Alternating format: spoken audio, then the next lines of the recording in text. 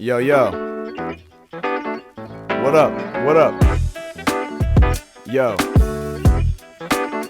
What up? What up? Hey. Hey, welcome. Welcome to Benny's crib. What up? Yeah, just leave your shoes over there. It's cool. Yeah, thanks. Does that sound cool? Yo, what up? Welcome to Benny's crib.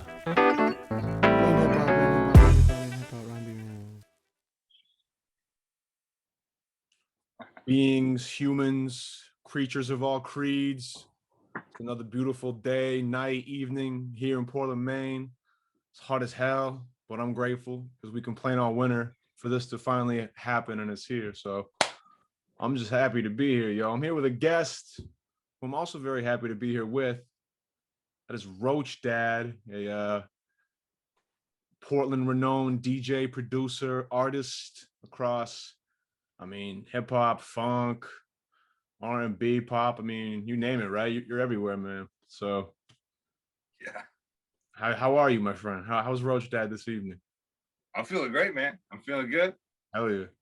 Yeah. And, for those at home who've been keeping up to date with the podcast, Roach Dad is a solo artist as well as a member of the group Altered G with Bright Boy and Teal Child. If you're like, oh, I'm slipping, who are those two people? They have Benny's Crib episodes. You can go peep to get caught up. And now we finally got all three members of Altered G.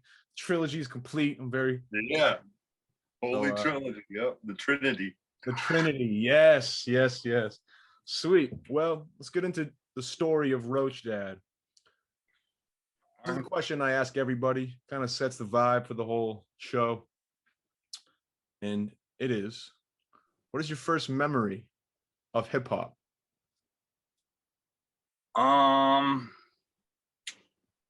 I'd say I can't say the first time I heard rap or anything like that, but I did have like a pretty big moment. Probably like around 93. Dr. Dre and like Snoop Dogg were on MTV nonstop. I was living in Lewiston and my mom was working in Portland, and we would come down here all the time, and she was dating his brother from Philadelphia named Randell. And I went to his house, and it was like kind of wild, totally different. And he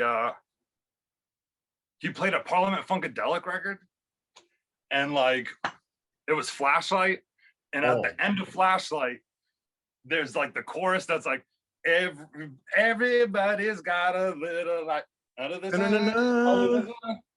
It was like because it just went to like so I was like, yo, okay, this is how this is being made, you know what I mean? So that kind of opened the gate with that mindset. And yeah, that was huge, man. Hell yeah. Do you remember what age you were when that occurred? You must have been pretty young, right? Yeah, I was probably like 9 or 10, something like that. Hell yeah. Yeah. 90, yeah, it's probably like 94, right? Like that, 93, 94. Yeah, because of what? 495. Chronic came out in 92, I think, and then yeah, okay, so yeah, it was, and then Doggy Style's 93. That it was like right. Yeah. They were huge, Yeah. Took over.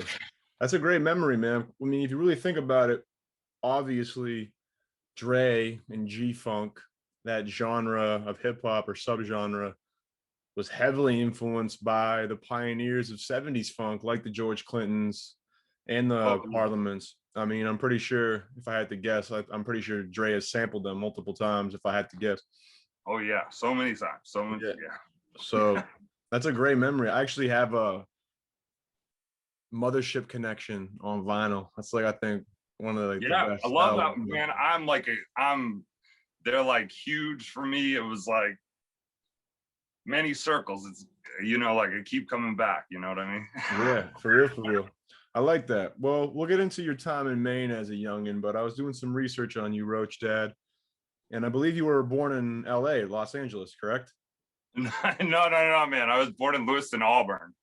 Oh, that LA, bro. Oh man, dude. That's like the first time I've been caught in a minute from that. Because usually people say LA around these parts. I'm like, yeah, you trying to fool me. Lewiston, Auburn. But when I was reading up on you and it said LA, I'm like, oh shit. I can see homie like being from the West Coast and coming here. That's funny as hell, man. So Yeah, you were no. Mainer your whole life. Yeah, man. That makes me I don't know, appreciate your story a little more than it. Not that it wouldn't be cool if you were from LA, but the fact that you're 207 born and bred, you know, as am I, can make Oh, me relate. absolutely. That's so funny. You were born in LA. Yeah, I was. Lewiston, Auburn. Well, my next question was gonna be, when did you move to Maine? You were always in Maine. Ben, So let's Ben here. yeah, man. You've been here from the jump, bro. That's hilarious. Well, let's then focus on maybe some of your hobbies as a youngin. I know you were probably heavily into music as your teenage years went on, but when you were growing up, did you have any like hobbies or just things you really enjoyed doing?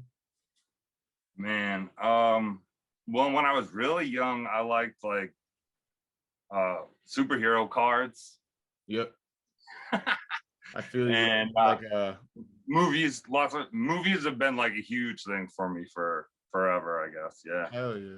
yeah. Do you remember Um, memorable cards or movies that you like would always, you oh know? man, I have many memorable movies, man. I grew up with this woman that we used to call Nanny, and it was like someone that was roughly my mom's age and used to babysit her. And then when she got older, they used to party or whatever, and then she used to babysit me. Yeah, And she loved horror movies, yo. So like, she let me watch some horror movies. I like the first horror movie I saw was Cujo. it's pretty Which, scary, bro. yeah, well, I don't, you know, like that one ain't that scary, man. To me, Yeah, even as a youngin, you weren't shook. I mean, I could see myself being like scared of big dogs and like, because aren't they stuck in a car the whole time and the dogs yeah, just yeah, out they're there? stuck in the car for a grip at a time. I mean, I was into like I like the weird shit anyway when I was a kid, like Dark Crystal and the Ewok movies and Yo, Star Ewok Wars and movie, all that shit. tight, good shit. You know what I mean? Yeah, So that was almost like I felt like it was like to test the waters, and I was like, no, that's not scary or whatever. And that allowed me to see some other shit, which was real nice. You know? there you go. That was your like your toes in the water, so to speak. Yeah, yeah. Hell yeah. Well, it's cool. So it sounds like at least art and media have been around you since you know you could probably remember for the most part. Heavy, man, heavy. Yeah, yeah, yeah. That's You know. awesome. I want to get more into maybe some horror movies later on, and maybe in the Oh rapid yeah, fire man. questions. But I want to keep it kind of in the music sense. Was music around you growing up? Because you mentioned like your mother had a boyfriend, I believe, or a friend who like was Yeah, playing a lot of shit. Were there yeah, any yeah, yeah. musicians in your family, or like just was there any like people who were heavily always playing music around in your household? Yeah, I mean, like growing up, it was like a lot more rock and roll type shit. Like my mom was really into like Led Zeppelin, Yeah, Jimi Hendrix type shit. You know what I mean? yeah, yeah, So like, yeah, I mean, listening to music was I always loved it, and it was like being able to call off songs was something I used to like to do when I was a kid. You know what I mean? Like memorizing who did what and shit like yeah. that. Um, and then, but yeah, it wasn't until down here till I really like found out about funk and soul, and I got into like that stuff kind of early. Like I liked Motown stuff when I was real young, and like obviously James Brown was like, yeah, okay, you know what I Yeah. mean? Oh yeah. Um, yeah. Love it, man. Love it. Well, let's get into some teenage years of Roach Dad. Oh yeah. I think it's the same time period you might have started to gravitate towards DJing. Did you potentially work a whole summer to save up dough to buy turntables and a mixer? Yeah, man. Yeah, like I had really decided that I probably wanted to be a DJ by like 99, and then had like haphazardly gotten like some really crappy gear together. Yeah. And then yeah, then I started trying to work for real so I could get like a pair of techs. So yeah, man, I hustled for that. I think I got those when I was like 15 is when I got Damn. those. How are you So hustling? Like, how'd you save up bread for that? If it's I don't know, yeah, no, clean no. enough for the camera, so to speak. Yeah, no. I've always had like weird ass jobs. Like my first job was like a milkman. I was a milkman for a minute. What? Wait, Yeah, when? man. Actually, it's the guy that runs WJZP. What's the Used to be station is that? it's like the jazz station in Portland. You don't know Oh, about that? no, no. Yo, I had a radio show on that shit. I didn't know that, yo. Yeah, because I do a lot of hip hop stuff through I'm a WMPG hip hop director. Yeah, Um, yeah. but I didn't know there was like I mean, it makes sense to have a jazz station in Portland, but I'm not tapped into that. It's small. Like it doesn't even go. Its receiver smaller than WMPG for sure. Like you get like Westbrook. Like once you're hitting like Scarborough, it's fading. You know what I mean? But yeah, no, 107.9, man. You need to peep that. 107.9. All right, it's from my docket. I'm going to put that on the in the car on like my favorites. Yeah, man. So yeah, like I was a milkman, and then I worked like at like a seafood joint for a minute, like in the back, and then like I worked at McDonald's, man. McDonald's is where I got saved. That's where I worked for those texts, man. Yeah. And you flipping burgers to flip records, man. Essentially. Oh yeah. No shit. What did you go by for a DJ? Did you have a DJ name? Oh.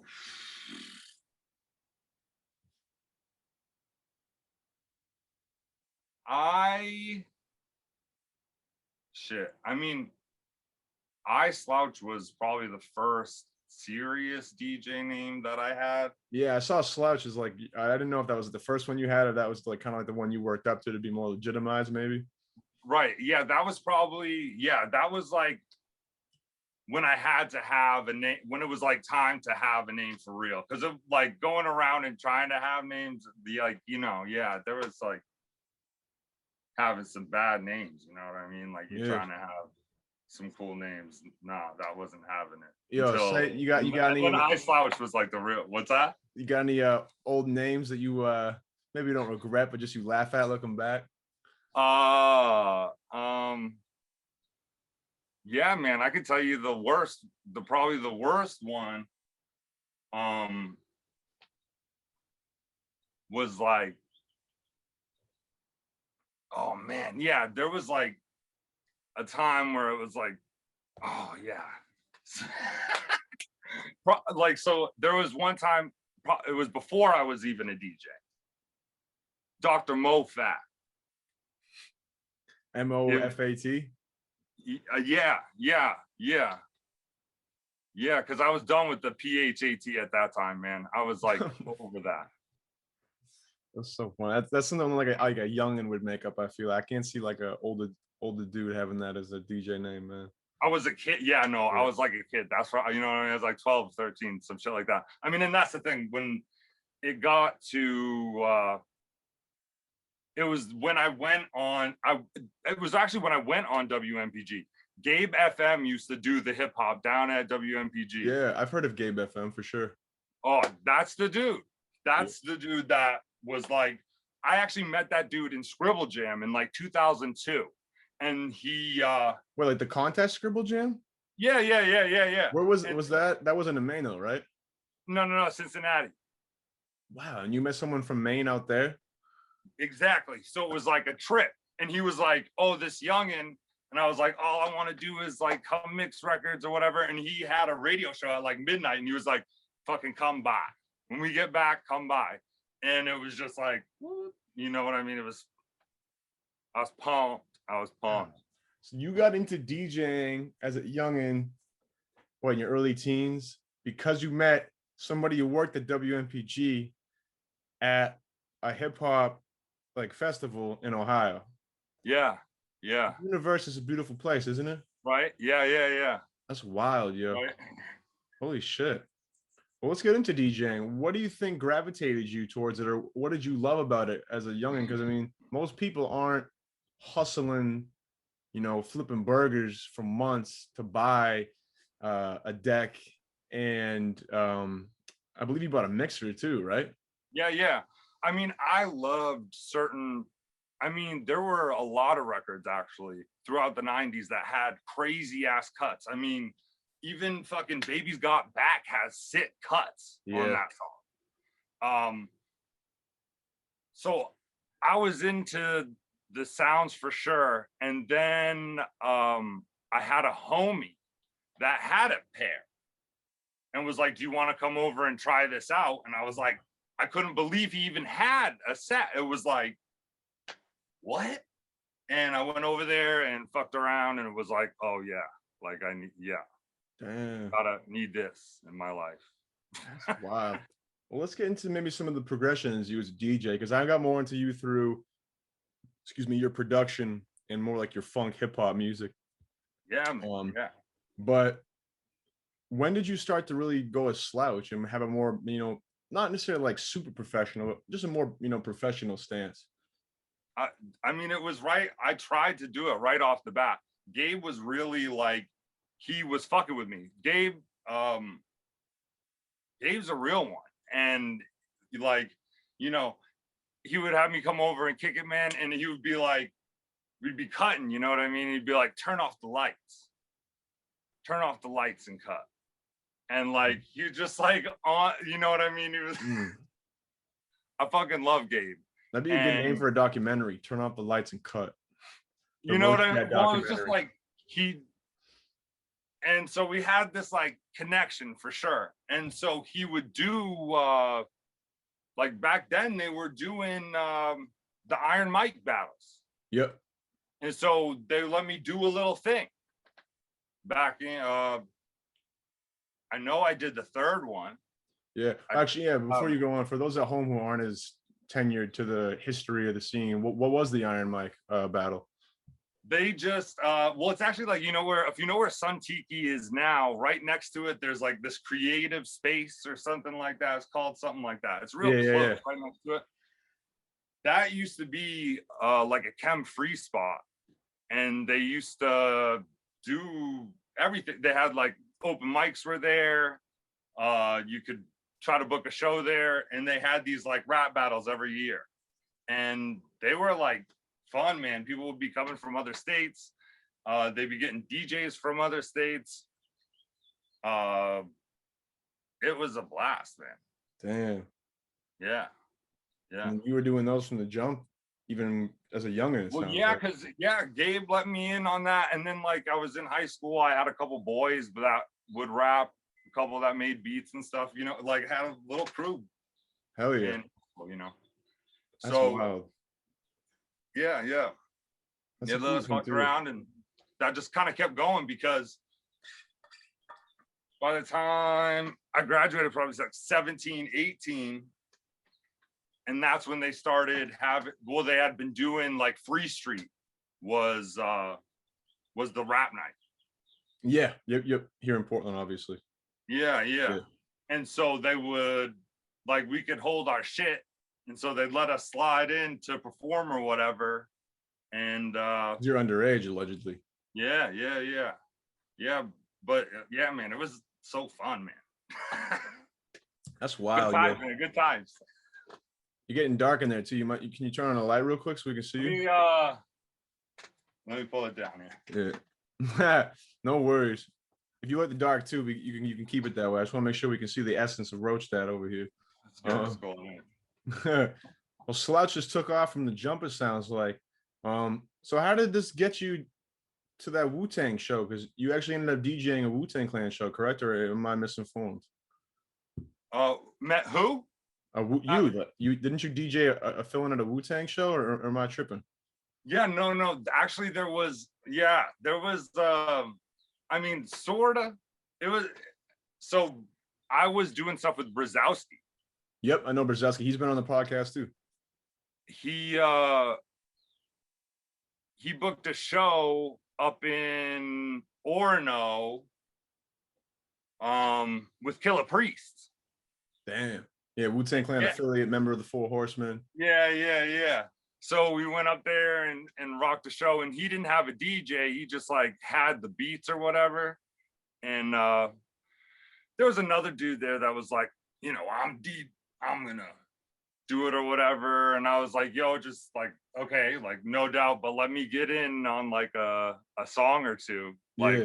because man, you know, some of those RZA beats, damn. Some of the best ever. Yeah, man, I got in there and iced one up real good, man. He was fucking peek back, you know, he was like, What was that like for you? How, I mean, you gotta be young as hell when that happens, and you have Killer Priest. yeah, man, I was probably, well, I mean, I wasn't too young, man. I was probably like 20 or, you know what I mean? Decently young. No, I mean, you a couple years out of Yeah, high school. You've worked on your craft for a while. You're more established. Still, though, you're not yeah, like man. you still Yeah, can't trying to drink do some legally. shit, you know? Yeah, So man. that's a big pat on the shoulder, I bet.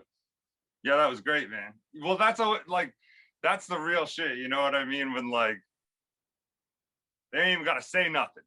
You know what I mean? Like, It's a great yes. quote that I like. It's what is understood does not need to be explained. That's right. Yeah, Yeah. no doubt. Yeah. The kids nowadays say, if you know, you know, but whatever works. That's wild. How long did you continue to DJ? Because obviously I feel like you got into the SP 1200 and making beats for a time period, but did you continue to DJ? You know, are you still DJing now? Yeah, I mean, right now it's kind of, I mean, I've been DJing. I never stopped DJing. I stopped DJing rap records. Yeah. I do more like funk and, you know, everything else. Yeah. But yeah, no, I was stay DJing for sure. I'm like crazy record collector, man. I love records, psycho about records since I was a teenager. Yeah. I see some behind you. Oh yeah, you check it out. Yo, look at this. For all the podcast people who aren't watching the video, Roach Dad just quickly pivoted and there's a whole wall of LPs. Something. Beautiful. Is that a basement you're in, or is it like an office? No, this is the lab, man. This is the lab. It's beautiful, man. I got those keyboards, posters, license plates, LPs. Yeah. Everything, yo. Fan. You gotta have a box fan up in here always. Yeah, I do. I got a window fan going. It's keeping me pretty cool because the box fan kind of loud, you know. Hella loud. Yeah, I don't even have a fan on right now. I got like the window cracked. I got the jersey on. I'm trying to make do with what I got. Well, that's cool. So it sounds like DJing will always be a part of Roach Dad, even if it's not something you practice every day. Yeah, man. Yeah, I mean, definitely. So like, I'm sure you've heard like when you play like an instrument, there's like times where you like get into the zone and you can play like the best, but like you're not even there. Like you're like a vessel. Yeah. And it's like playing through you. 100% know what you're talking about. And the first time I ever experienced anything like that was on a turntable. That's awesome. So yeah, like I don't know.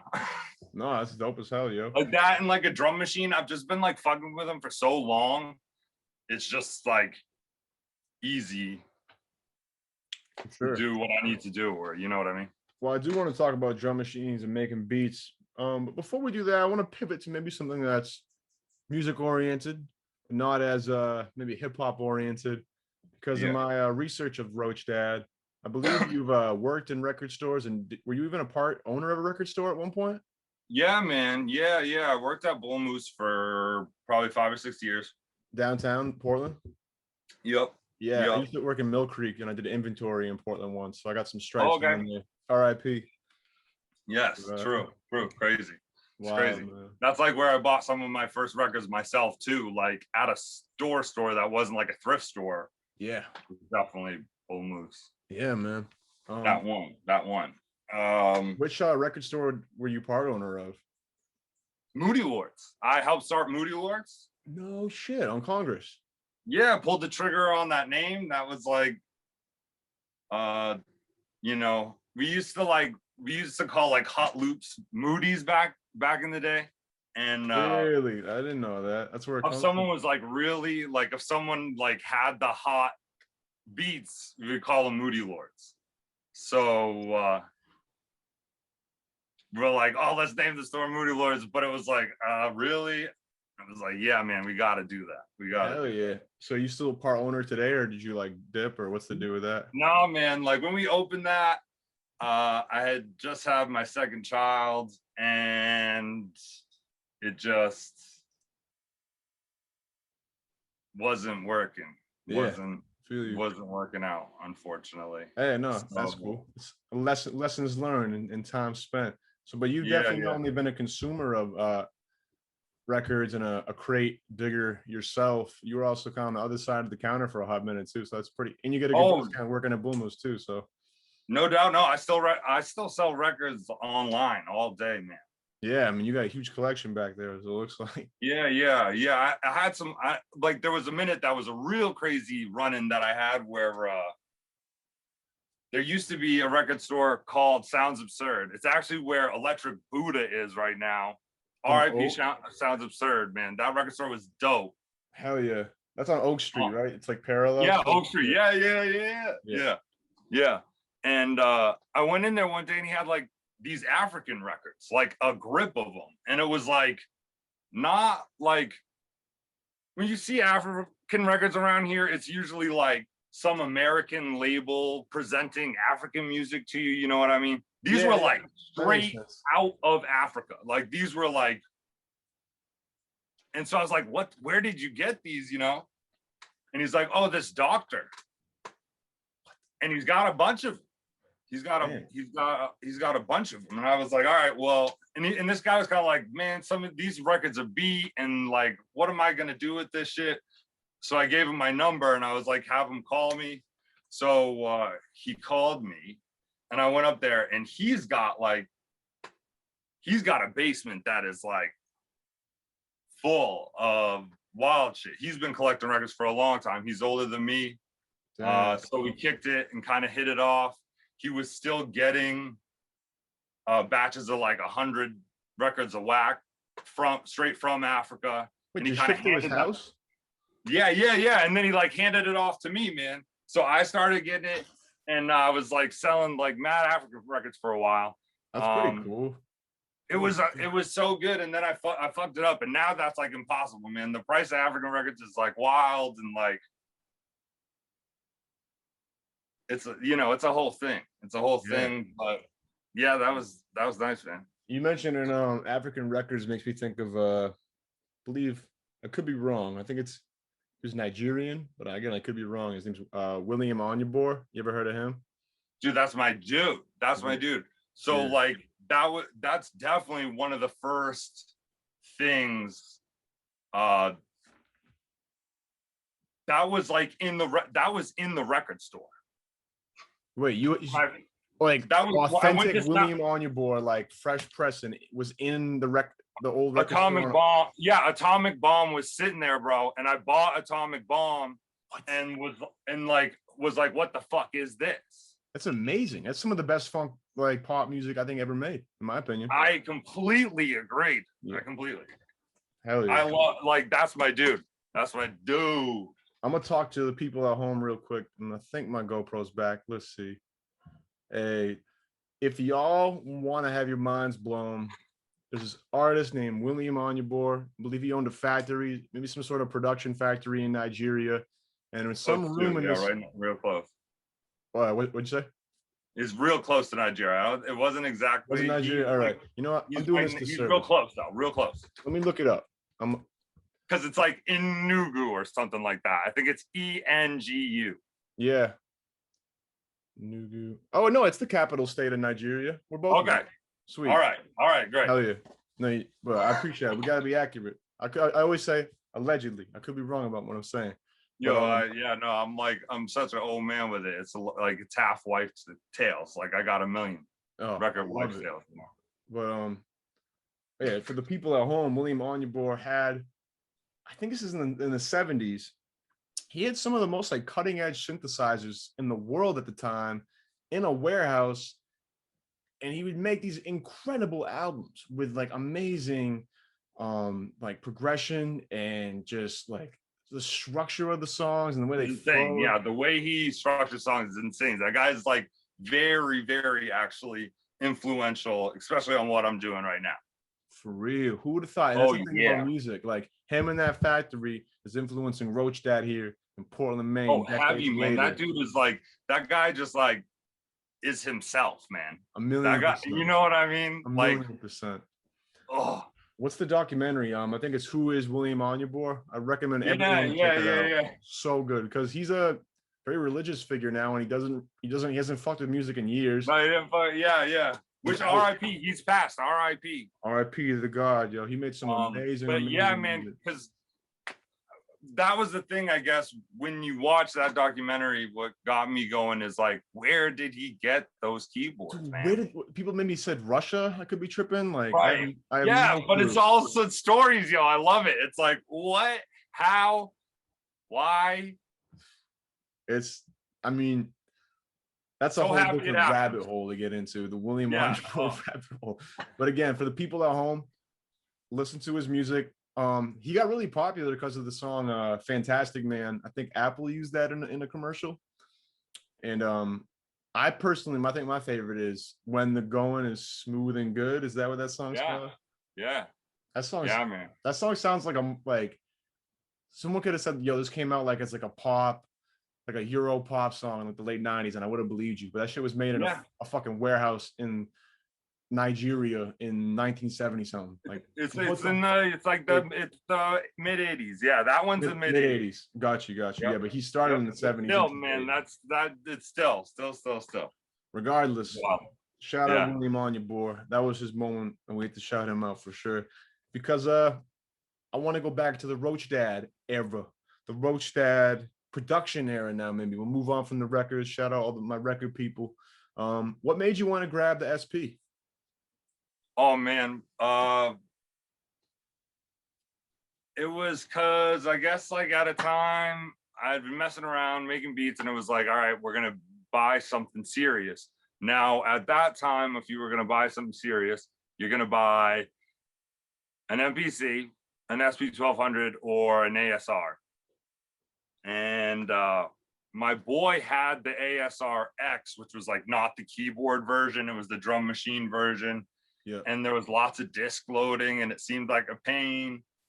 The MPC was like so wide open that sounded good, but I'm a huge RZA fan. So when you find out what songs are made with that machine, it's like, okay. And yeah, I said, fuck it.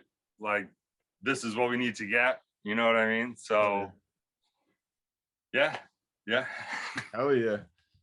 Well, let's get into those trials of you being a producer. I was going to ask if there's any producers that you kind of look up to, but it sounds like RZA was, one of the more influential ones for you.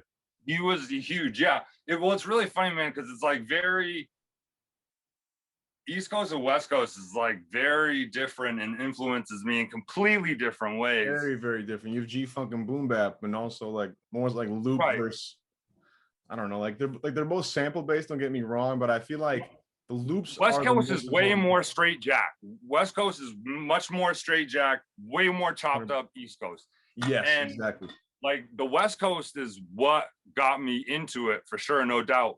But again, like I got into this thing where I found like some old DJ Clue tapes and professional. No, man. Oh, we're talking mixtapes that like this dude was living in Connecticut and was recording these Saturday mixes from yeah. So like that's where I heard like Jay-Z. That's when I first heard Jay-Z, and it was like Reasonable Doubt, because it was an older tape. It was a little bit of an older tape at the time. I was like, yo, I want the Clue. And then there was still Clue mixtapes at that time. Yep. And so I got like one that was like probably right around when the Wu-Tang Forever, around when Wu-Tang Forever came out, because there was 97. A Wu-Tang Forever song on that. But there was also Above the Clouds was on that by Gangsta. Yeah. And I was like, yo. And so I remember buying that record like right when it came out, and it was just like okay. You know what I mean? Yeah, yeah, that was kind of like a little different. You know what I mean? I was fucking with Busta Rhymes really hard, I guess, at that time too, which I love those Busta Rhymes records for sure. 90s Busta Rhymes is, I mean, don't get me, I love Busta Rhymes with like all capacities, but what is it like when disaster strikes and ELE and yeah, that's definitely it. I remember, I got you all and check the video, and it was like, okay, like this dude, but then it wasn't until like it was that second album. Yeah, his shit's so hard. I mean, I think Give Me Some More is still like one of the best videos ever. Yeah, one of my favorite things actually about him is like his albums are like albums, whereas like some rap during that time period, like you get like 3 hot tracks an album or something like that. Those Busta Rhymes albums, you didn't have to like skip a track, which I love that, you know. And he was such a Busta Rhymes is such a one of one artist because he kind of had like the I don't even know. He was almost into that like brand Nubian, almost Afrocentric style with because he was with the leaders of the new school. Yeah, man. Yeah, they broke up on MTV Raps live on there, pretty much. And then he just starts putting out like almost like not Wu-Tang influence, but it was such sample like loop heavy, like motherfuckers rapping over Psycho sample. And it was like hell.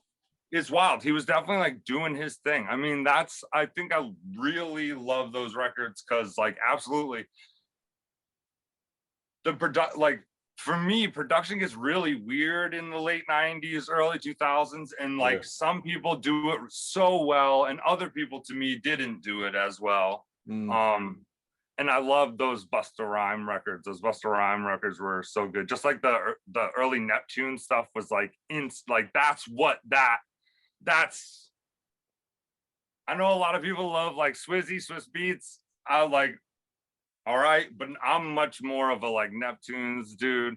I actually put that first DMX album, yo, whoever the other dude is in Rough Riders that makes beats, man, those beats were tough, bro. Yeah, on that first DMX album is Dark and Hell is Hot. Yeah. Yo, I love that record when it came out. Woo! And yo, DMX, you were a perfect probably age at the time.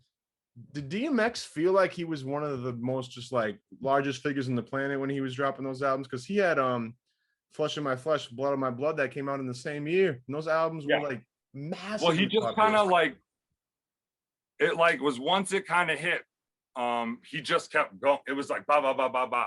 And it really paid off for him. And I think it's just because I think rap was really ready to take that change.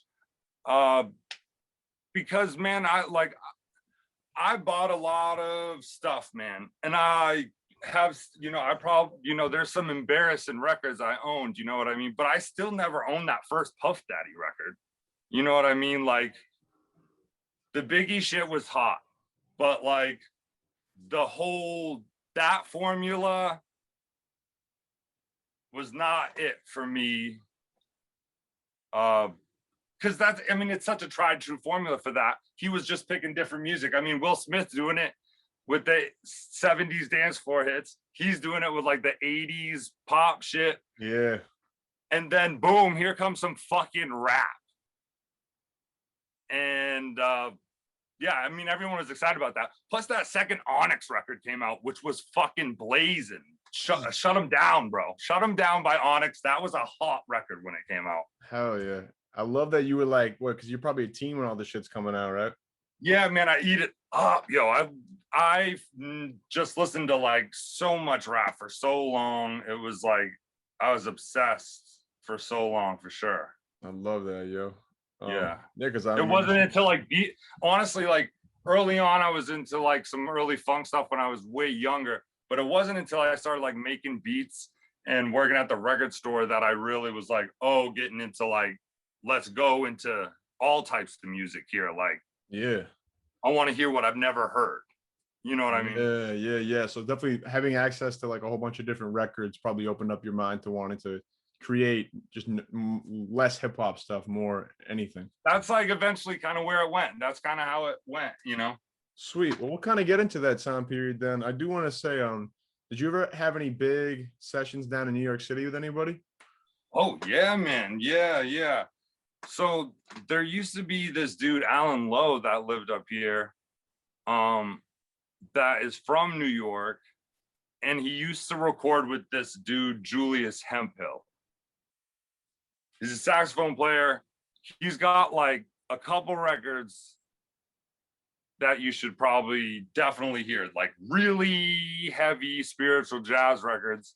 And Alan used to play with him through the 80s until the 90s until he passed away. Damn. And I met him at the record store because he was buying Julius Hemphill and then like some new electronic shit that was like kind of hot.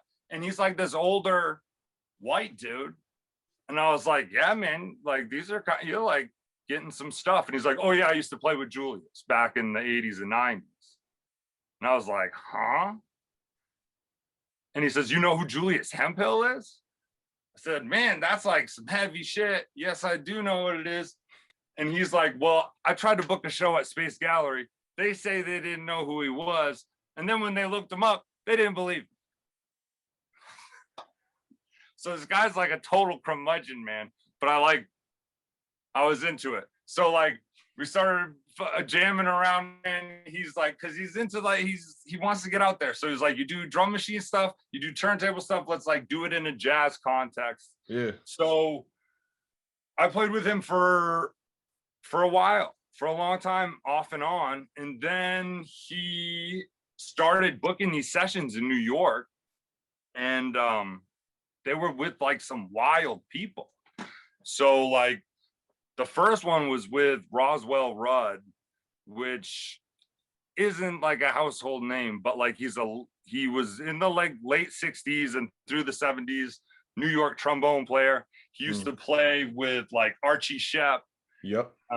He did a bunch of stuff in Europe, you know, just like heavy dude. So we go down there and we practice at his house. And he made us some tea from like the mint that he picked off his roof, mint plants, you know what I mean? And like he had this crazy wall of records, yo. And like I wanted to go through them so bad, but it was like, I don't know, like I was like shook to even ask or anything like that. You know what I mean? By the experience. Oh my God, it was, yeah, that was wild. So like that happened. And a few other ones were happening that was really good. And then we did one with Gary Bartz, who he used to play with Miles Davis. He's on some of those Electric Miles records. And he has a group called it's like NTU Troop, some 70s shit that's like pretty hot. Hell yeah. So like, yeah, doing stuff with him was wild. That was wild. With him, I did stuff with DJ Logic one time. Because Alan's good, man. Alan can write songs really well. And he's like a historian type of dude. So like he actually gets books put out and stuff like that. He's actually like more successful as a writer than as a musician, probably, I'd say. But yeah, I love that shit. He's down in I think he's down in Rhode Island right now. Something like that. Damn. So you were out here doing some pretty historical shit. Yeah, man. Definitely some surreal shit. Stuff I never imagined. You know what I mean? Like you'd be like, you want to play with like I got the records. You know what I mean? It's like, yeah. Please, can I? There was a few. There's a yeah, man. Hammett Blewett is another guy I played with. That was wild. Just like, oh, you froze, yo. Some heavy dudes, man. There we go. Oh, damn. Well, I mean, especially you're someone who has the accessibility to the records and the knowledge of it. So you're like probably, you know, one of the few people who would appreciate it more than anyone else in the area. And then you get blessed to be in the same room with these people, creating with them, you know? Yeah, man, real lucky, you know, real lucky. Alan knew that I knew everything, you know, like I was real cheap You know what I mean? So it was perfect. Hell yeah. Hell yeah. Well, that's exciting. Well, we've heard about you getting into DJing, you getting into records and, crate digging, because that's very important, I think, to have a good knowledge of. I got a pretty good stack right behind me here. These two records, but that's how I get a lot of my knowledge too, man. Because now I wanted to talk about you putting out some projects. When did you put out your first like Roach Dad project? Because I think you have 3 solo records, right?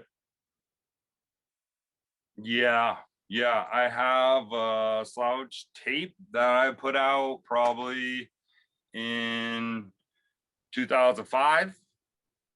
On what? Like on actual cassette? Then I did, yeah, yep. Then I was doing a lot of stuff with Adam B, and we were doing a bunch of live shows because we were doing we were doing live beats. Like it was just the SP1200. He had an MPC, and we just pounded them out, going back and forth. And people loved it. So we were doing some shows. So we both made like a little CD at that time. And then shit, I don't even remember exactly when I made Third Mother. Exactly. I think that came out like maybe in 2010s. Yeah, something like that. Yeah, definitely. I mean, it was like it coincided with like the Altered G stuff for sure. Yeah, because that's your latest release as Roach Dad, as a solo artist, is Third Mother, correct? Yeah. Yeah. Which, like, if you've heard, like, man, it kind of sucks, man. It got like all messed up. Like, if you listen to it on Bandcamp, it ain't right. Like, there's not, like, the speeds are wrong and the song titles are wrong. Like, it's jacked up. It's just wrong. Whoa, where's the right version? You got it out there somewhere? I made it onto a tape. I had a tape that I sold at some resamples. I had probably like 5 to 10 of them. I think I sold like 5 of them, but like that has the right versions, and it has like some banging rap beats. Like, cause I kind of like whipped up some of those things, and then I had like some bangers that I had made that I like really loved. Yeah. And the tape, I put more of the like classic bangers on.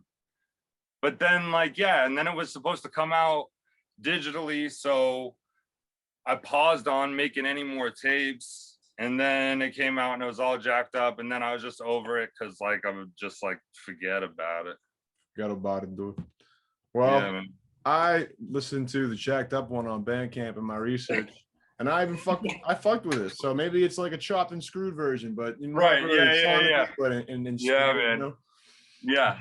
I mean, it's like, it's not like, yeah, you get the idea. You get the idea, clearly. So are they only on like physical tape? Like your 3 projects aren't really online anywhere? Yeah, man, I'm really bad with online stuff. I'm really bad with putting stuff out. You analog, yo. You old school. Yeah, man. If you like if you see me live, that's where you've heard the hottest songs. Always. It's always been that way. Which I'm trying to like change that. I'm trying to stop. That is a cool idea though. It's maybe tough in terms of accessibility to the masses, but if someone's watching a Roach Dad set, they're hearing the best of what you have to offer, and maybe they don't really know where else they could hear it. It creates a maybe more special or unique immersion of an experience. Yeah, I'm like into all kinds of weird shit like that. Yeah, man. Love it. Well, speaking of weird shit, let's not talk about Altered G. All right. We might have to go back in time a little bit to the earlier part of the 2010s, even before that. But if you've listened to Benny's Crib before, I love Altered G. I just love different shit being made out of Portland. Nobody sounds like Altered G in Portland, Like there's nothing that even sounds close to that stuff. It's funky. It's like I said, it's almost like you get a little bit of Prince melody and pop aesthetic. You get a little bit of Parliament funk in there. You get some William Onyeabor energy, and then it's Roach Dad, Bright Boy, and Teal Child's 100% own unique styles all mixing into one. So I want to talk about Alter G. How did that all form? Because I feel like you were pretty connected in like the record store scene, and then I think Teal Child said he might have met you through that, or I could be tripping. No, I met him when he was like a kid. I met him at Strange, Maine. He was probably like 13 years old buying Led Zeppelin records. Yeah, so you guys met in a record store, right? Yeah, and I just remember, like, I didn't even meet him that time. It was like him and his boys, man, and they're like shooting off about records, and they're like kids. And so I was like, all right, like, who are these kids or whatever, you know what I mean? Yeah. So were you older than him at the time? Oh yeah, man. Yeah, definitely. Like that. Yeah, I was like, I'm DJing and shit. Oh, how much older than are you than Teal Child? At least like 6 or 7 years, something like that. What about Bright Boy? Is Bright Boy closer to you or closer to Teal Child in age? Closer to me, I think. Yeah, I think so too. Or yeah, I'm not totally sure. I'm not totally sure. Yeah, who knows? I'm bad with ages. But like, yeah, so the guy that owns Strange Maine, I'm like, who are these kids? You know what I mean? And he's like, oh man, these kids got a rock band. And I'm like, oh yeah? And he's like, yeah, man, they're gonna play here. And I was like, all right. So I went and I checked it out, man. And these kids were just like rocking balls, man. It was like classic rock style. They're playing like 10-minute long songs, huge drawn out guitar solos. Like, I loved it, man. I loved it. And so I kept going to those shows, and you know, he was around or whatever, but there was one time back in the day that I invited him over to use my organ to play on one of those rock records that he was doing. Yeah. But then I didn't talk to him too much until he came to my house, because Notion was living here, and they were supposed to jam, and Notion wasn't here. And so it was like, oh, you want to jam? And he's another producer, right? Notion? Yeah. Oh, yeah. Man, Notion's the man. Like Notion used to do all this shit back with me in high school. He's been there. It's all connected now, because I know him, I think, maybe through resample sets. Has he done resample before? Notion? I think he did. Yeah, I think he did one. I think he did do one. Yeah. But he's a 207 producer as well. Yeah, man. His Instagram's blazing, dude. His Instagram's hot. Yeah, is it Notion Wes? Say yes. Yeah, yes. Notion WYES. Yeah. Oh. I laugh at friggin'. I love how everyone has like their own little like unique spins to social media names, because it reminds me of the screen name era, you know? So that same energy kind of transferred over. But sure. Enough about that. I want to then, so you and Teal Child met that way. How did Bright Boy get in the picture then? He was around. He was just kind of around. Him and Teal had hung out. I was like, yo, this is someone that I want to work with. I know that. Yeah. And it was just like, he was involved in some other projects and stuff like that. And we were kind of like trying to poach him almost. Yeah, because the first two Altered G records just you and Teal Child? Yeah. When did the first one come out? Like early 2010s? Yeah. I mean, it's definitely like we recorded all that stuff 2012, 2013 probably is when that came out. There's like a lot of really good stuff from that time. Yeah, because then you had Rise from Your Grave, which was right in that time period too, right? Yeah, we did that, bro. And then we went into like hyperdrive, and there's like multiple albums after Rise from Your Grave that are gross that we never put out. You need like an Altered G lost tapes or something, man. Damn, you get the people all excited over here. Bro, we used to name everything, bro, because we would do it by like genres. So like there's like a Sky Mall one that's like mad fast, and like for real, we did this thing that was like we called 90s Dream Beast, yo. And that's just vaporwave before that was a term. So we have like this like crazy ass shit that like, yeah, man. But and that's the thing. You heard it if you went to those live shows back in the day when we were doing like these buck ass wild basement shows. You heard all that shit and was getting tore up. We used to like get wild. Hey, does that have anything to do with the House O Hits? Yeah, man. Yeah, man. We used to just crank out songs here. You know what I mean? Is your crib the House O Hits? Yeah, man. You're in it right now.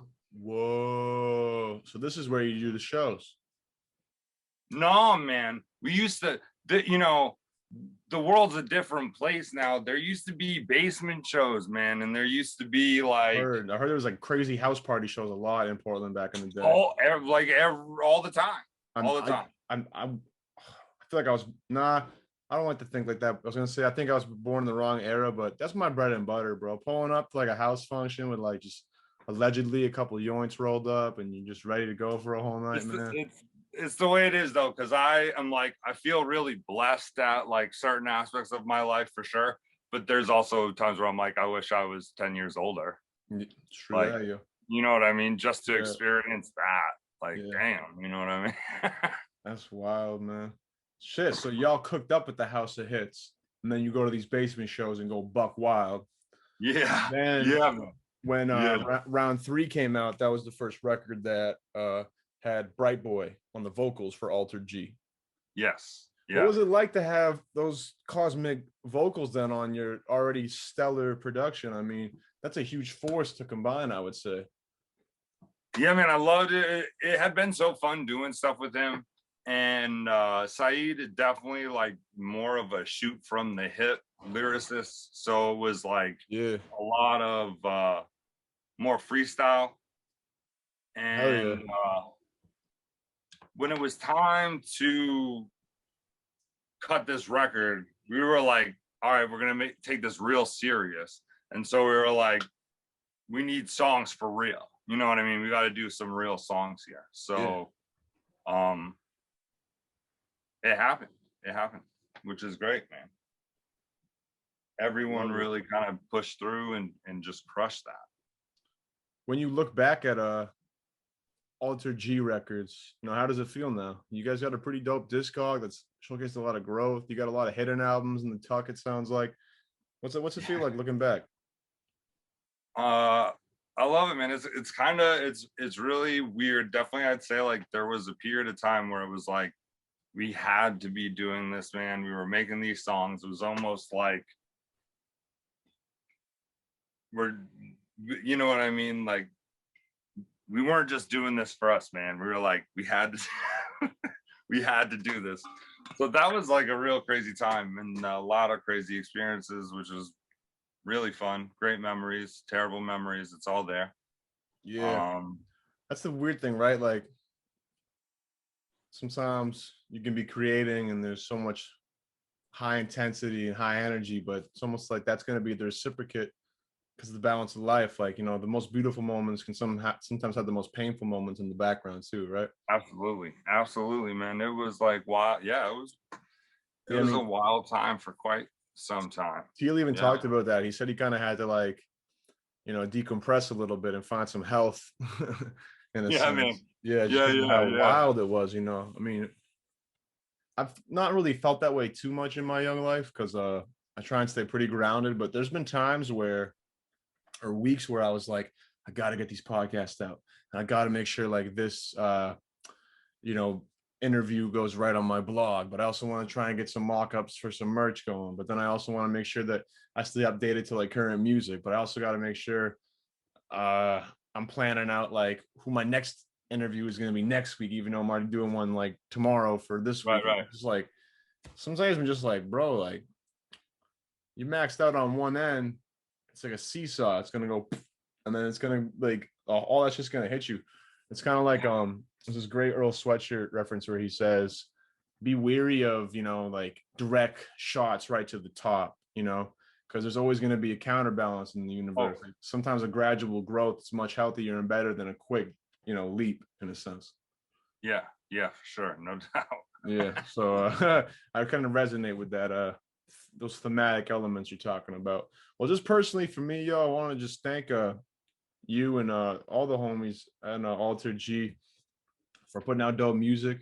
Huge resample shows, I imagine too. Like, people bring you up a lot of the times. I'm pretty sure the homie Bruv might have mentioned you among other people, saying, how much they enjoy seeing y'all shit. I don't think I ever got to see Altered G set when Bright Boy was still up here before the pandemic, and that's like something I'm a little hurt about. I'm like, shit, a low key, maybe talk about this off camera, but when the time is right, I'd love to have like a rhyme beat. Because I did a show once at Flash Lounge, like right before the pandemic hit, and I was kind of curating lineups. I don't know if Alter G's in the books or what, but I would love a rhyme beat with like Alter G. I'm thinking like, get some DJ sets there, get a late night 1 pound DJ set. Everyone's setting up Crown Fried Chicken late night. I'm allegedly bringing tons of dro if people are into that. I'm just putting ideas on the boards here, but we can talk about that later. But I got a lot of love for Alter G, so that's me giving you your flowers, Roach Dad. Thanks, man. We've almost been talking for I think an hour, which is dope. I still got some questions I want to get into. Maybe some rapid fire questions if you're down. Let's do it. Hell yeah. What's the biggest change you've seen in Portland?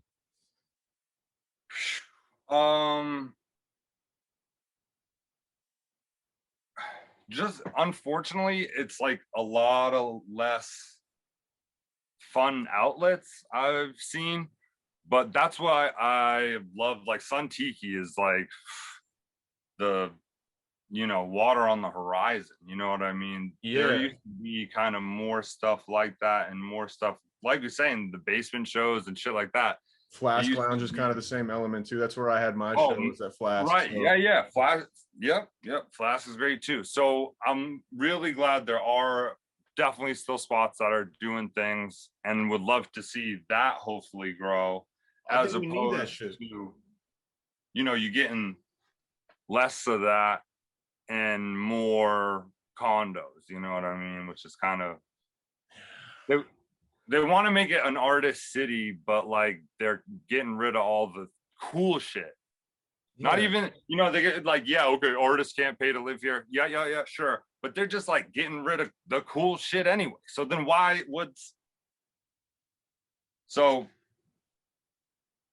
yeah. I feel that. Hopefully we get some more stuff like Sun Tiki, Flask, places like that, because I feel like I missed out on maybe like 15 years ago, 10 years ago. There was a scene. You had like the Big Easy, you had Station, I think. Good. Just so fun. Places where in basement shows, like places where artists can just really be like, hey, we're out here. Like, we live in Portland. We're not some fucking tourists or some, no offense to anybody if this is you, but like out-of-staters that move here and get a condo downtown and act like, they're part of like the young scene. It's like, I mean, I guess I moved into Portland from OOB, so I'm not technically like a lifelong Portlander, but I got the spirit in my opinion, because I want to have just straight community events where it's just like from the jump to the end, it's just community vibes, like local food truck, local sponsors, local homies. Everyone's got each other's backs. It's a no hate, no discrimination zone. One of the few places in Maine you can probably have a vibe like that is like in the Portland art scene for sure. I think not that there's not a lot of beautiful places in Maine, but let's be honest, you drive 45 minutes north of Portland, you're in fucking hodunk, judgmental bigot territory. It gets ugly for sure. And I like to call it the New South. Yes, the more north you go, the more south it becomes, in a sense. Yeah. But yeah, it's just like, Portland likes to be a very independent and artist-driven city, but I mean, where are the artists going to go if all the venues get taken away and the national real estate companies put in condos? Just like the hypocrisy is laughable, and I think it's hard.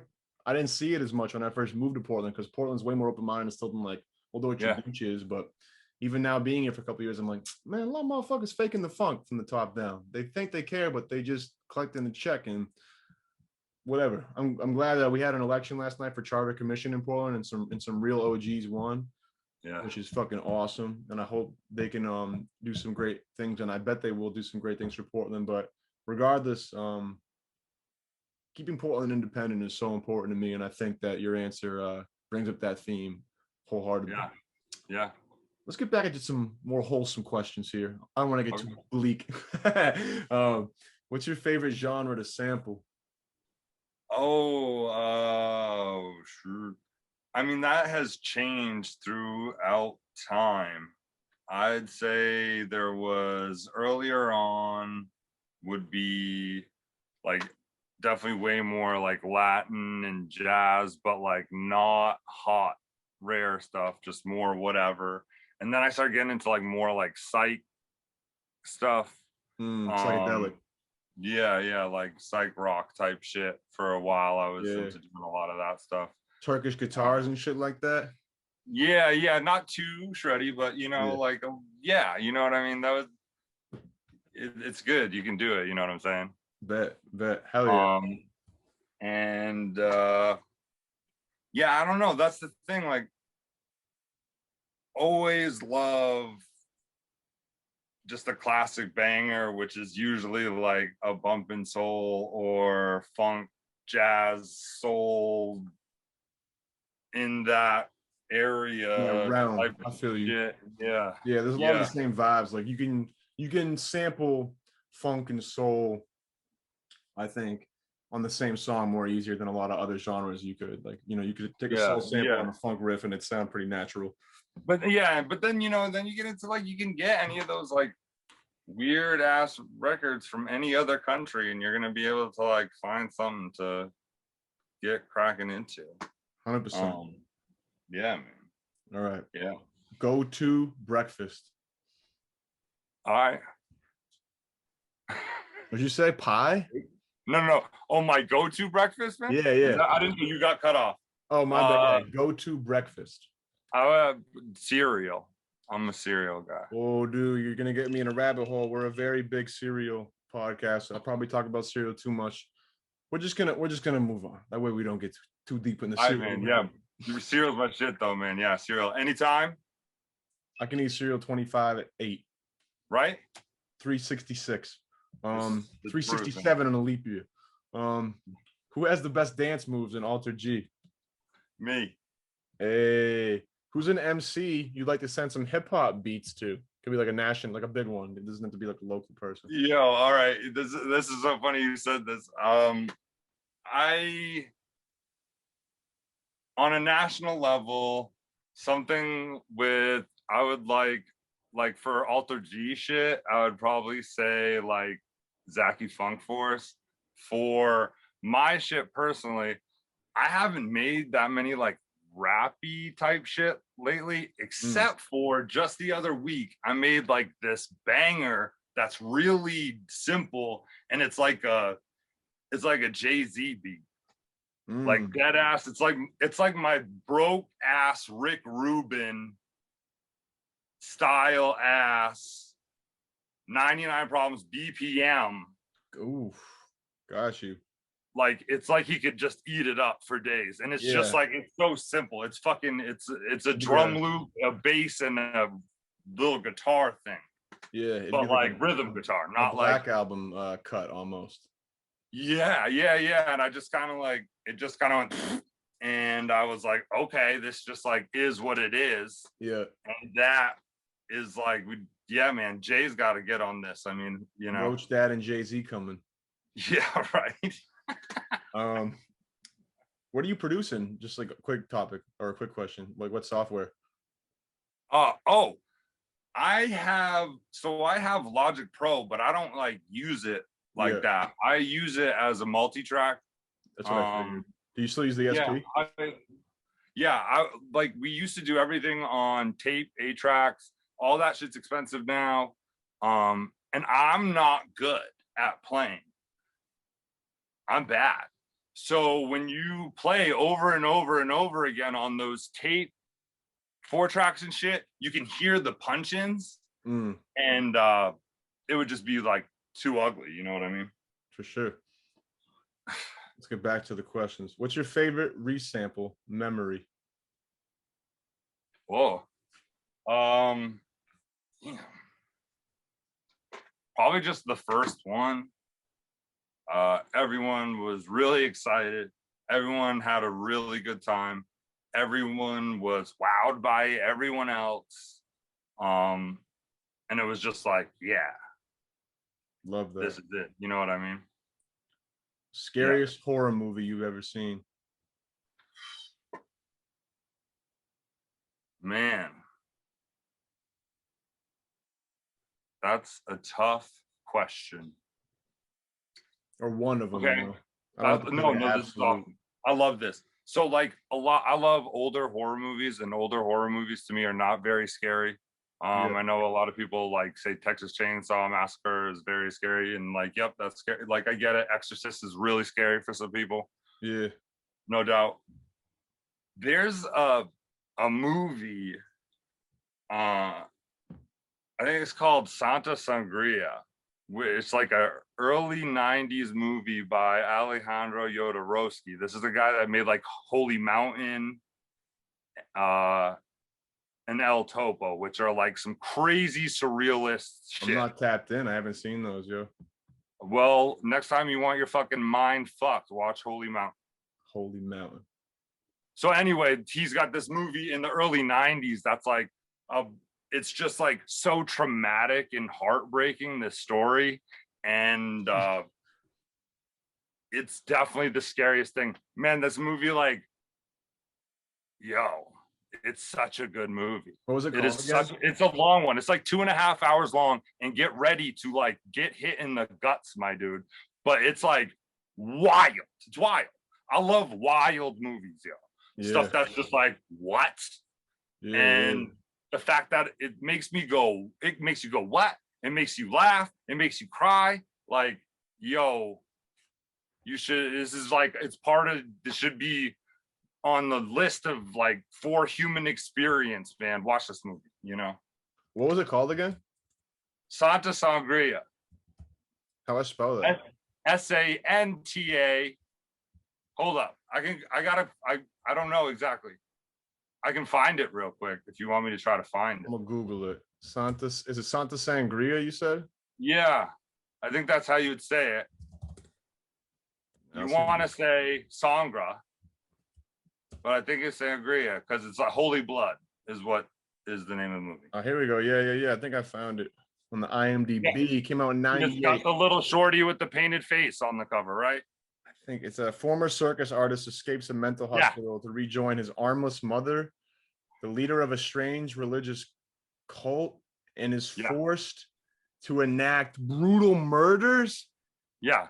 It's very good. And he becomes her arms. That's like some Twin Peaks shit.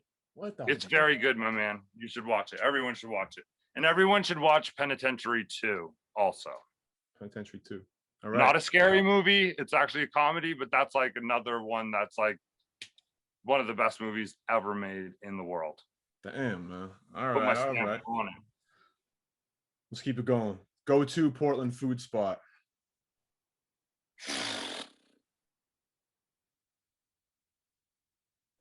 Man.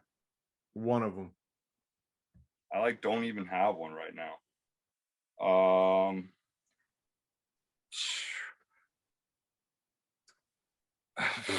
Nothing wild, man. I love pizza. I like pizza joint pepperoni pizza, like with 1,000 pounds of like charred pepperonis on it. Yeah, uncured. That's hot.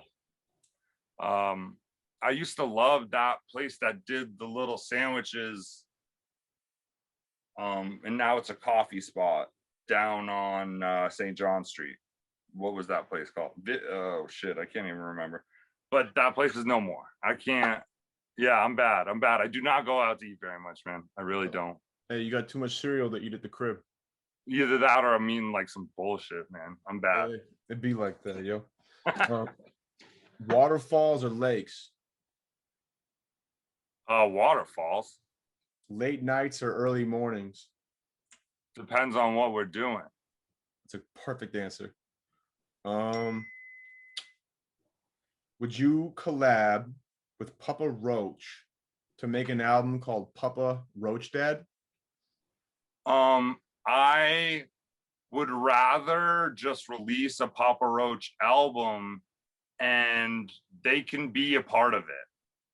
I like that. I don't even know what that means, but I'm here for it. That was more of a wordplay joke. I don't really want to. Yeah, no doubt. I've gone by, that's like a nickname I've gone by.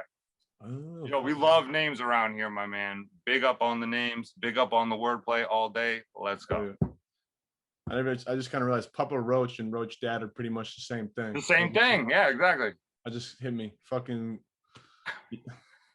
moving on. What's a goal you still have?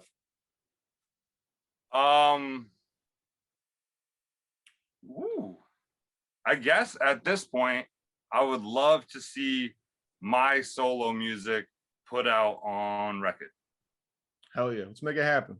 You still got plenty of time, yo. I love it. Last one. What's an album that changed your life? Whoa. There's a few of them. Wow.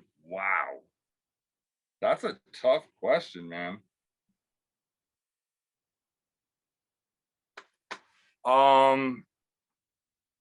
I'll let, so part of when I was coming up in rap, man, it was very like secretive. Like you know what's hot, but you like don't tell anyone. And like it's kind of a curse that's like been ingrained into me, because nowadays that's not how it is. It's not that way at all. It's very everyone's sharing. Each one teach one. It's each one to teach one, which is like I love it, and I'm here to try and do that as well. A record that like really blew my mind probably when I was younger, that made me look at stuff completely different, was Coral Rock by Archie Shepp. Jazz, right? Archie Shepp. Yeah. It's a jazz record, but it's wild. And like Alice Coltrane, I mean, that when I started listening to that type, when I found Alice Coltrane, you're like, what? Like, why doesn't more stuff sound like this? Like, why aren't we getting into this area more often? You know what I mean? Which is why I love making music with those boys, because that's like kind of the deal. It's like there's certain things that like we should be hearing more of. Dude, and it's nice to make that. And you're blowing my mind bringing up Alice Coltrane, because she is the queen. Also, I think the great honor of Flying Lotus. Yeah, she is. Isn't that wild? It is wild. That is wild. She's wild though, yo. Flying Lotus is a man, but yo, she is, between the stuff she did in the 70s and then the ashram shit in the 80s. That stuff is bananas, dude. That is like the fucking eyes of God. Like, listen, like that is some serious shit. You know what I mean? I love the passion. I gotta tap into it. I don't know her. I know a little bit of her earlier stuff. I don't know like her 80s. Keep the 80s shit. You know what? You're like 80s ashram. It probably doesn't sound like it might. It's just like her in like choruses. I love good really chorus. Chill. It's really beautiful, man. Yeah, you gotta peep it, man. You gotta peep it. 80s might have had the best pop choruses, man. There was some really, really like, I think obviously like it's the Prince era. Who's that artist that Prince worked like on her debut album? Which one? Sheila E? Vanity? Yes, let me see. I think so. I really think so. Let me see. Vanity, Apollonia. The Glamorous Life, Sheila E. Yo, yeah, Sheila E, man. Yeah. Love Bizarre, man. That song's so hot. Damn. All right, you get me down a rabbit hole. You survived the rapid fire. Congratulations, Roach Dad. Let's wrap it up here. We've had a good discussion of your career as a young man growing up in the tough streets of LA and moving to Portland, not Los Angeles, Lewiston, Auburn. And then whether it's DJing, making beats, being inspired to get into different genres due to an eclectic vinyl taste, Alter G. You've had a pretty dope run out here, man. Is there anything you've been cooking up, or just anything you want to like tease to the people, or just kind of say stay tuned? Yeah, man, I can tease it real hard, actually. Oh, I probably in the past year, I've made more music by myself than ever. And I have one, like when we were doing resample stuff, Bruv and Bizzo were like, yo, we want you to do a tape for Creation Pattern. I said, okay. So that's like recorded. I have a recorded tape that Teal is mixing down right now. Damn. That I'm gonna give to them. I haven't even told them personally that yet, but that's like, I recorded it, it's for them. So great. And then I have I got like a new band that I'm working on. Ooh. Stay tuned, man. You've been cooking up heavy then. Yeah. I love the new band, man. Yeah, the new band's like. Is there any details you want to diverge on that, or is it still kind of wrapped up?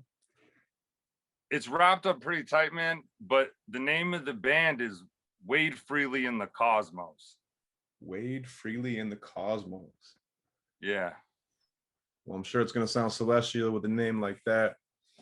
Damn, so look out for a Roach Dad Creation Pattern tape possibly, and then a new. Hopefully, yeah, we're hoping that, if we're still doing that, we're still doing that. I'm not trying to pressure them or nothing like that. I made a funk album with all my old drum machines and my keyboards, just me, just for them.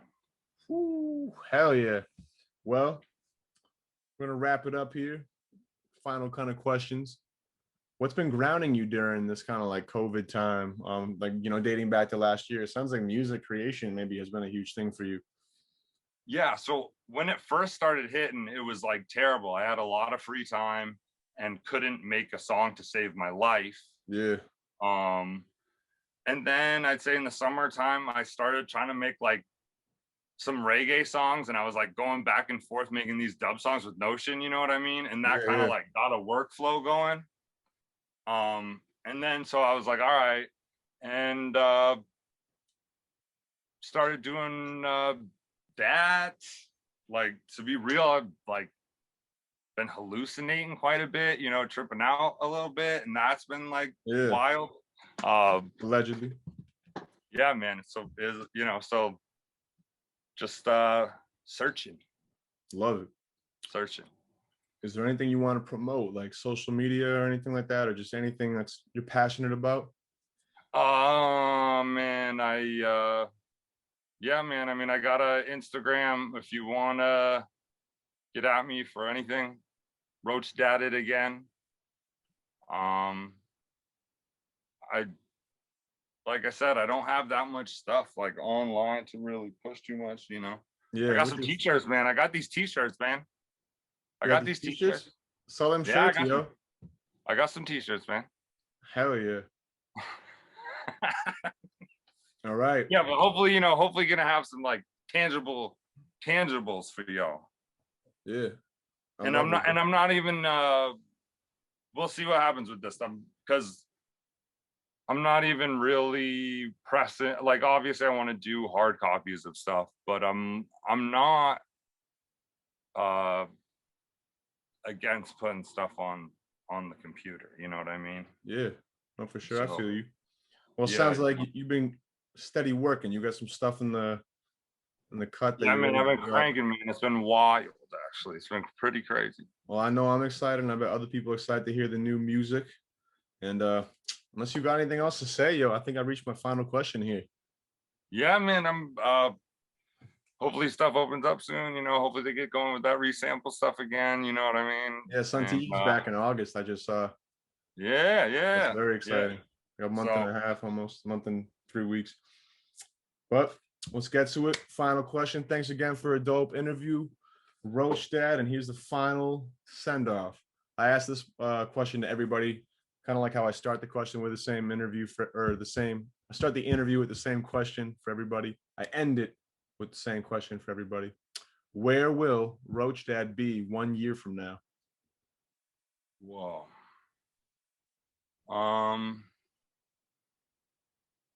Hopefully I have that record out on the vinyl record. That would be really great. I love the stuff I'm doing right now. I like really like, and I hope more people like it. Yeah, man. I've been looking at life a little different now, and it should. And I love that question because I should be thinking like forward a little bit more, But I have a real hard time with that. I had kids really young, and it's very like exist and get the job done. You know what I mean? And then do what you can when you have some time. Now I'm getting a little bit more time, and I can do what I want with my time, and that's like a change, So utilize yeah, in the next year I'd like to be utilizing my time more and getting people excited about my music, man. It's like it's kind of different, I'm kind of coming at it a little different way, and I'm into it. I'm excited, yo. Well, Roach Dad, 1/3 of Alter G, 207 artists in the hip hop, funk, other genres. So we could go on listing all day. It's been dope talking to you, dope hearing your story. And unless you got anything you want to say, I'm out of here, yo. I'm good, man. Thanks, right. man. Thanks for having me. Of course, yo. This will be out pretty soon, and have a dope ass night. Peace.